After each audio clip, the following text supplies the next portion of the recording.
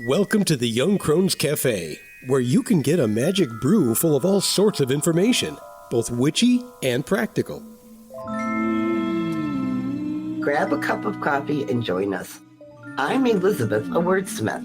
And I'm Dave, a modern-day sage. We are going to talk about various witchcraft and life topics from a slightly more mature perspective, at least most of the time. Thanks for joining us.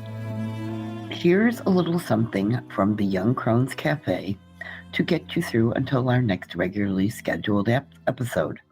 First of all, happy spring.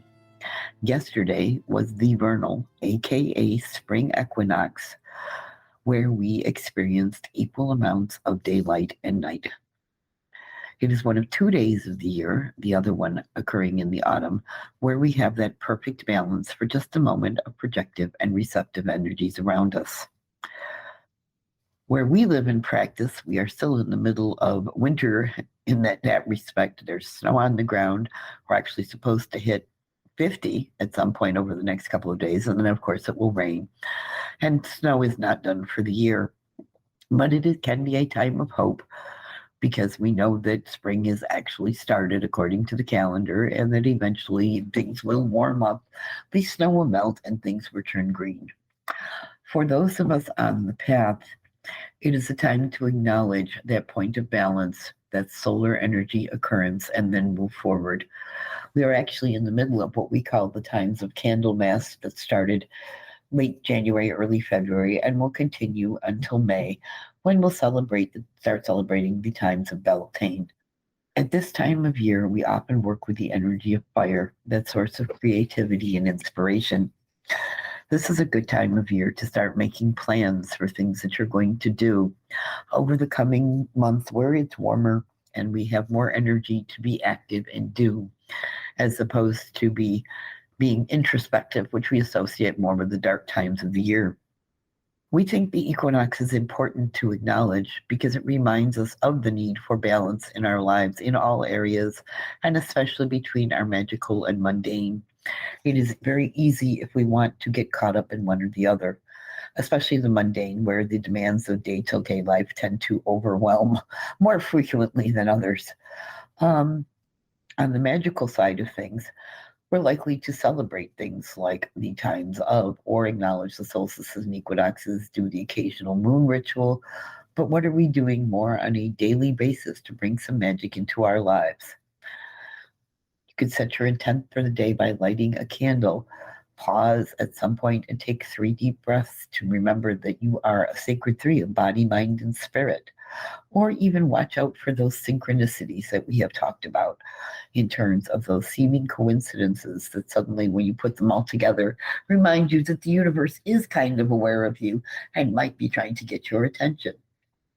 However you choose to celebrate or not, the Wiccans call this the Sabbat of Ostara of all things, and based on a spring goddess that doesn't seem to exist anywhere in terms of legends or myths or knowledge about her. But the important thing is to remember that the wheel turns, the year continues.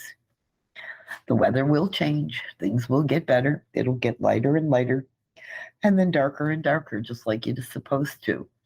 We follow that solar cycle in terms of our awareness of what is happening in the world around us. I am going to start watching for crocuses again over the next few weeks as things finally start to warm up around here. My original partner, Sue, would be very deep in seed catalogs right now, busily plotting where things are going to go in her overflowing back garden for the next upcoming season. However you choose to acknowledge it, and whatever the weather is where you are, take a few moments and acknowledge that yes, spring has sprung. Whether it looks like it, feels like it, or acts like it outside where you are. Cultivate that awareness of the changes that are going on piece by piece, bit by bit around you. We have a lot more light than we did every day now than we did in December. And the light will continue to increase until we get to summer solstice in June, which is the peak of that light or projected energy. And conversely, also the start of the dark half of the year when you think about it. However, today I'm going outside, regardless of the weather, take a few deep breaths, acknowledge my sacred body, mind, and spirit, and remind myself that yes, it really is spring, even as I'm standing there with my winter coat and boots on, ready to go scrape off the car one more time. So with that, enjoy the day, enjoy the season. Until next time, may you find mirth and reverence in all things. And maybe look at a seed catalog or two.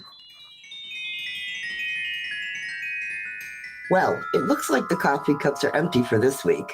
We hope you join us again next Tuesday. But you can find us at our website, 2youngcrones.com. That's the number 2, Young Crones. We'd love to have you join our growing online Discord community. Check out our new Patreon presence. Just look for Young Crones Cafe. Through Patreon, you'll be able to make it to our Discord. We are also Young Crones Cafe on Twitter and Facebook. Until then, remember, we are witches who work with energies to effect change.